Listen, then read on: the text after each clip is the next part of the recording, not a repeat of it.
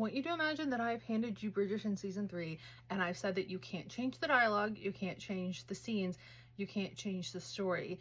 So what are you gonna do to experience this differently? Somebody who takes note at how directors and their skills and their choices shape story, I feel like it's really important that we talk about that. You can have the best script in the world, but if your directorial choices don't enhance or support your story, it feels like things aren't actually moving forward. A good director creates a safe space.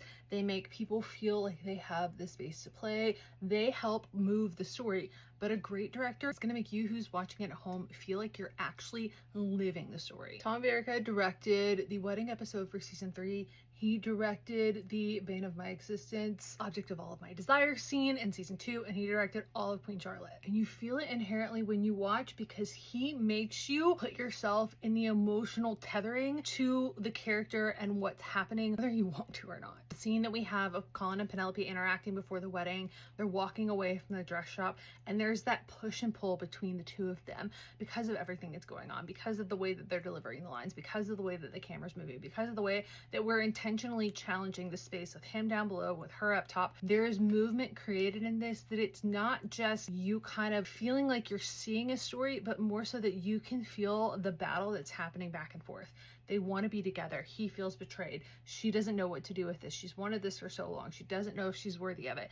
It's that push and pull between, and you see that in more than just the dialogue. So as we do this rewatch, I would encourage you to consider what you're being visually guided to see when you watch, how you're being taught to experience this. What would it be like if the edit was different, if the order was different?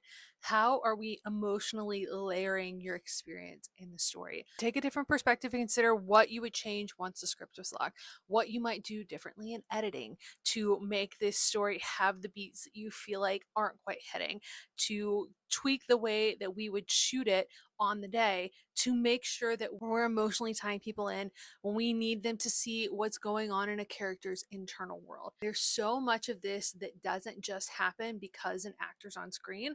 It happens because of the camera work, of the directing, of the editing. Let's try to offer that as the perspective for what you don't normally find yourself leaning in to see as we do this rewatch.